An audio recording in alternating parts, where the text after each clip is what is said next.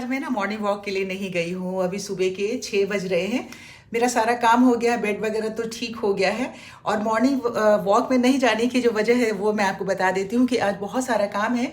कुछ प्लांटर्स वगैरह चेंज करने हैं और जो मैं कल प्लांटर ख़रीद के लेकर आई हूँ उस प्लांटर में कुछ जो टूट गए हैं बड़े बड़े प्लांट्स हैं उनको शिफ्ट करना है और पूरे टेरेस गार्डन को के प्लांट्स को शिफ्टिंग करनी है। तो मैंने एक लेबर भी बुलाया हुआ है क्योंकि अकेले मेरे से ये पॉसिबल नहीं था, तो उसमें बहुत ज़्यादा टाइम लगने वाला था। और जो लेबर है उसने कहा कि वो सुबह सुबह आ जाएंगे, तो जो वो सुबह आ जाएंगे तो उन्होंने कहा था 7 बजे तक आ जाएंगे। तो मैं मॉर्निंग वॉक में जाती तो 7 बजे तक वापस आती। अब चाय वगैरह रख लिया है और पानी की जो प्रॉब्लम 2-3 दिनों से हो रही थी उसकी वजह से कपड़े भी नहीं धुल पा रहे थे, तो ढेर सारा कपड़ा है वो भी धोना है और बहुत अच्छे से क्लीनिंग सारी करवानी है। तो इसकी वजह से मैंने मॉर्निंग वॉक का 1 घंटा बचा लिया जाने आने और वॉक का। और लेकिन एक्सरसाइज वगैरह जितना होता है वो सारा कुछ मैंने अपना कर लिया है, ध्यान वगैरह सब कुछ कर लिया है। तो बस अब चाय ले करके और थोड़ी देर में वो लेबर आ जाएंगे जिनको बुलाया हुआ है, तब तक मैं कपड़े वगैरह वॉश करने के लिए लगाती हूँ। आप सब हमारे साथ बने रहिए। आप सबका बहुत बहुत स्वागत है।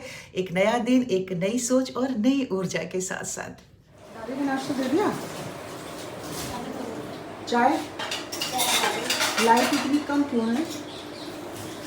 अच्छा, बिजली बचा रही है। Good good good girl. कम कहाँ है? Good morning. गुड मॉर्निंग, कैसे हो आप सब?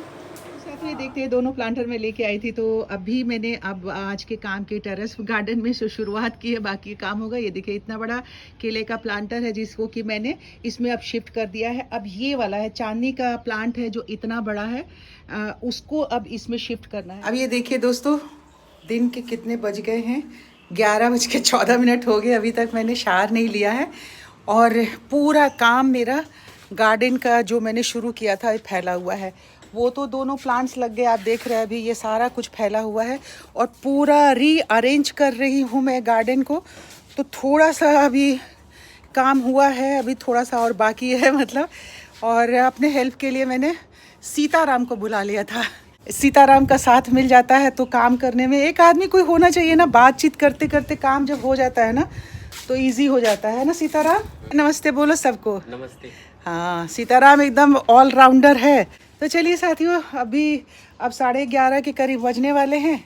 बाकी का सारा काम करती हूँ, उसके बाद मैं शावर लूँगी, आपसे मिलती हूँ तब। दोस्तों दोपहर के 1:10 हो गए हैं। अब भी नहाने आई हूँ, काम में ब्रेक दिया है। दोस्तों शाम के 4 बज गए हैं पर अभी तक काम जो है टेरेस गार्डन का पूरा नहीं हुआ है। सीताराम खाना खा के आ गए थे, मैंने भी शावर ले लिया था, पर 90% काम पूरा हो चुका है। 10% बचा हुआ है और उसको फाइनल कर लेंगे। 1 घंटा लगता है अभी और लगने वाला है। हाँ, पर ऐसा नहीं हुआ, बहुत ज़्यादा और टाइम लग गया। पर बहुत थकावट हुई थी, चाय की तलब हो रही थी, तो हमने कहा कि भाई चाय पीती हूँ और सीताराम को भी 1 कप चाय पिलवाती हूँ।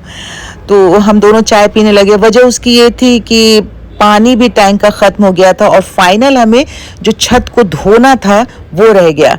अब चाय पीने लगी तो अचानक मुझे लगा, देखूं ज़रा, देख लीजिए 6:31 हो गए। मतलब 4 बजे आपको मैंने कहा था कि 1 घंटा लगने वाला है और यहाँ पे लग चुका था पूरे 2.5 घंटे एक्स्ट्रा। और फिर भी मेरा काम पूरा नहीं हो पाया था। और रात हो गई, फिर चाय पीने के बाद बैठी रही तो मैंने कहा रात में आकर लाइट जलाया, क्योंकि जो वॉशिंग का काम था सारा कुछ तो हो गया था लेकिन छत वॉश नहीं कर पाई और पानी पर्याप्त में प्लांट्स में नहीं डाल पाए रिपोर्टिंग जो किया था, क्योंकि टैंक का पानी ख़त्म हो गया था। तो अब बाकी का काम जो है कल मैं करूँगी। पर मैं अपने आप को रोक नहीं पाई, इतना खूबसूरत लग रहा था लाइट में ना ये टेरेस गार्डन मेरा। मैंने कहा आप सबके साथ शेयर करती हूँ।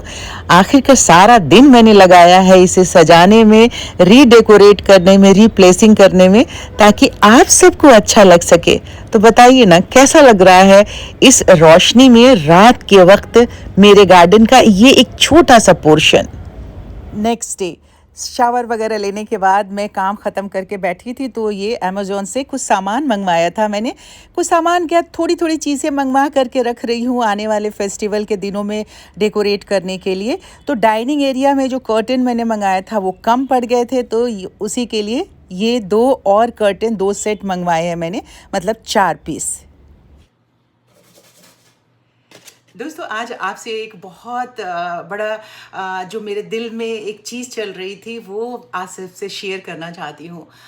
ये जो कंप्यूटर है जिस पे अभी मैं काम करने आई हूँ, तो एकाएक मुझे याद आया कि ये कंप्यूटर कितना पुराना है। सन 2000 में मैंने ये कंप्यूटर ख़रीदा था, मात्र 7,000 में।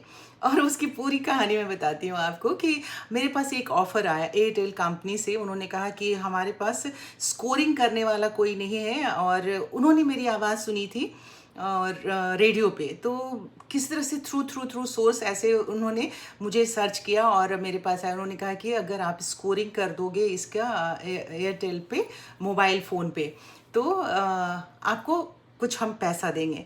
तो हमने उस टाइम कह दिया, मुझे तो उतना कुछ आता नहीं था ज्ञान, तो मैंने अपनी कुलीग सबसे पूछा, तो उन्होंने कहा कि ठीक है, स्कोरिंग करने के लिए आपको क्रिकेट का नॉलेज होना ज़रूरी है। तो मुझे तो नहीं थी जानकारी बिल्कुल। मेरा बेटा आकाश है, उस टाइम स्कूल में था और वो क्रिकेट खेलता था, अच्छा क्रिकेटर था वहाँ। उसको मैंने पूछा कि आकाश ऐसे हो सकता है? बोला हाँ मम्मा, मैं स्कोरिंग कर दूंगा। अब था कि स्कोरिंग भी करने वाला मुझे मिल गया और आवाज़ भी थी। वो बोला कि मैं लिख के दे दूंगा, आप उसको बोलना होगा तो बोल देना आप। तो आवाज़ मेरी चाहिए थी, स्कोरिंग करके वो बता देता। खैर उसकी आवाज़ भी मैंने सुनाई तो उनको उसकी भी आवाज़ पसंद आ गई। अब इन सारी चीज़ों के लिए एक कंप्यूटर की ज़रूरत थी या लैपटॉप की। तो लैपटॉप वगैरह तो खैर बहुत पहुंच से दूर की बात थी। तो मैंने कहा कि कंप्यूटर कहाँ से लिया जाए। तो हमने अपने ऑफिस में कोलीग सबसे कहा कि या कहीं से स्कूटर ये कंप्यूटर मिल जाएगा। तो उन्होंने बताया कि ऐसा है कि बड़ी बड़ी कंपनीज में ना नीलामी होती है, जो जंक हो जाते हैं, तो या फिर 3 साल 4 साल पुराना चीज़ हो जाता है। तो मैं एक ऑफिस में जानता हूँ जहाँ पे अभी नीलामी होने वाली है, तो उन्होंने वहाँ पे बात की। तो उन्होंने कहा कि ठीक है, 7,000 में एक पुराना वो कंप्यूटर दे देंगे हमें। तो ये कंप्यूटर सन 2000 में मैंने 7,000 में ख़रीदा, लेकिन उसको ठीक ठाक कंडीशन में था, स्कोरिंग वगैरह होने लगी, थोड़ा सा हमारा इनकम आना शुरू हो गया। अब जब हमारी आवाज़ जाने लगी, स्कोरिंग वगैरह कर दिया, तो धीरे धीरे सीरीज़ लोग करने लगे। और सीरीज़ करने लगे तो फिर करीब 6 महीना गुजरा था, तो कुछ हज़ारों रुपये की कमाई हुई थी उस टाइम में। मुझे लगता है 50-60 हज़ार रुपये की 6 महीना में कमाई हुई थी। और 2000 में 50-60 हज़ार रुपये बहुत ज़्यादा थे, क्योंकि तब हमारी सैलरी ही इतनी थोड़ी सी हुआ करती थी। तब हमारी सैलरी 2100 मात्र हुआ करती थी, 2100 रुपया सिर्फ सैलरी थी। तो वैसी स्थिति में अगर 6 महीना में 60,000 रुपया कमा लिया, तो आप ये सोचो कि 10,000 रुपया महीना मैंने एक्स्ट्रा कमा लिया, जब 2100 मात्र 2100 कह रही हूँ मैं। तो बहुत सारी चीज़ थी। अब थोड़ा सा मुझे ऐसा लगने लगा कि थोड़ी और चीज़ की जानकारी होनी चाहिए। तो उस टाइम शुरू हो रहा था प्रॉम्प्ट्स, जैसे मोबाइल फ़ोन पे आप देखते हैं अलग अलग कंपनीज़ के प्रॉम्प्ट्स आते हैं, जैसे भोजपुरी में आते हैं, रोवा जेकरा के फ़ोन लगोले बनी वो ए बेरा व्यस्त बड़े। जैसे छत्तीसगढ़ी में आप मन जेकरा फ़ोन लगावत हो वो ई बखत व्यस्त हन। तो इस तरीके से प्रॉम्प्ट के लिए वो आवाज़ ढूंढने लगे। तो उन्होंने फिर वो मेरे पास ही ऑफ़र लेकर आए। उन्होंने कहा कि आप कहाँ से बिलोंग करती हैं। तो पहले उन्होंने तो जैसे सरिता भाटिया हूँ, तो उन्होंने कहा कि पंजाबी में आप कर दें। तो पंजाबी में मैंने कर दिया। थोड़े दिनों तक पंजाबी में मैं करती रही, हिंदी में करती रही प्रॉम्प्ट। तो बाद में सारे रीजनल लैंग्वेजेस में शुरू हो गया। तो रीजनल लैंग्वेज में शुरू हुआ तो उन्होंने कहा कि अब कहाँ, उन्होंने मुझसे पूछा कि आपको कोई रीजनल लैंग्वेज आती है। मैंने कहा हाँ, मैं बिहार से हूँ, भोजपुरी आती है। फिर धीरे धीरे मैंने इतना मतलब फास्ट मेरे माइंड में सारी चीज़ें घूमती चली गई। वो कहते हैं ना कि वक्त था मेरा, तो बस मैंने उसी में छत्तीसगढ़ी भी सीख ली, राजस्थानी भी सीखी। और नहीं था तो मैं बोल लेती थी बहुत अच्छे से। किसी एक ट्रांसलेटर मैंने ढूंढ लिया कि जो ट्रांसलेट करके मुझे दे दे। और खूब उस वक्त में रिकॉर्डिंग हुई। जैसे जब रीजनल लैंग्वेज शुरू हुई थी तो अलग अलग कंपनीज आने लगे, फिर एयरटेल आया, फिर यूनिनॉर आया, फिर आइडिया आया, मतलब बहुत सारी कंपनीज जो चल रही थी मोबाइल में, तो सब प्रॉम्प्ट रिकॉर्ड कराने लगे। अब रीजनल लैंग्वेजेस जब मेरे पास आ गया तो 4 लैंग्वेज रीजनल मैं कंटिन्यूसली कर रही थी। अब सिर्फ इसमें ये प्रॉम्प्ट ही नहीं कर रही थी, उसमें बहुत सारी चीज़ें लोग जो है मुझसे पढ़वाने लगे, करने लगे, सीरीज़ आने लगी, रिकॉर्डिंग आने लगी। तो अगला जो 6 महीना था और मुझे गुजारना था, तो मैंने कहा कि क्या किया जाए। तब तक मैंने उन पैसों को ही बचा के रखा था, उसमें से मैंने 15,000 रुपया लिया, और वो जो कंप्यूटर लिया था हमने 7,000 में, वो कंप्यूटर ख़राब हो गया। जब वो ख़राब हो गया तो अब हमें चाहिए था और काम भी हमें मिलने लगा था। तो फिर मैं यहाँ नेहरू प्लेस में, जो कंप्यूटर का मार्केट है, बिल्कुल हब है, तो वहाँ से जाके अलग अलग पार्ट ख़रीदा। मेरे कोलीग ने उसे इंस्टॉल किया, इंस्टॉल करके लगा दिया, और टोटल ख़र्च आया उस समय में 15,000 रुपये। ये स्क्रीन वगैरह सब ले करके, ये स्क्रीन भी मैंने ख़रीदा, ये छोटा सा वाला। और उसके बाद टोटल खर्चा आया मेरा 15,000।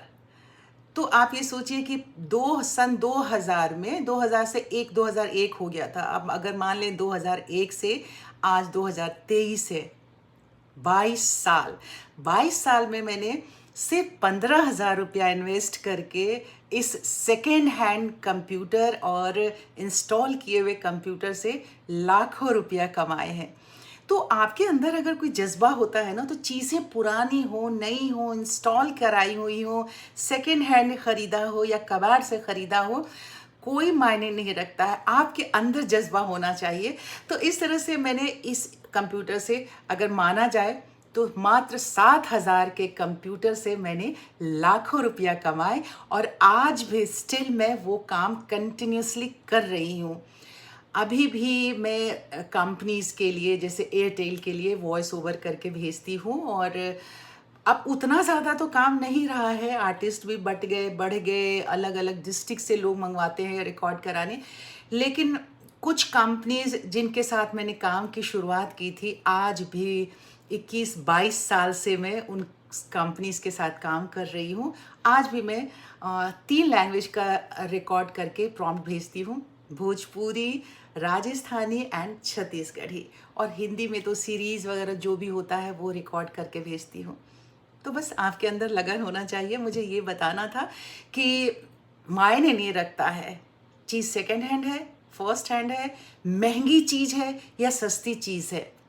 इसीलिए जब हमारे बाबूजी कहा करते थे ना कि देखो, जिसको पढ़ने का लगन होगा ना, तो वो लैम्प पोस्ट के नीचे ही बैठ के पढ़ के वो IAS ऑफिसर हो जाएगा।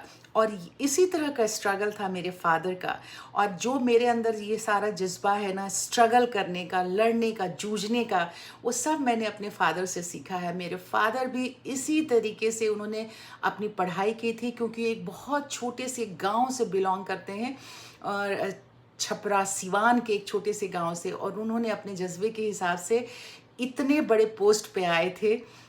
उनकी कहानी मैं कभी और आपसे शेयर करूंगी, पर मेरे अंदर जो एक जुझारूपन है, जो मेहनत करने का जज्बा है, वो सब और सब कुछ मैंने अपने पिताजी से, यानी अपने बाबूजी से मैंने सीखा है। तो मेरे लाइफ के आइडियल है मेरे बाबूजी।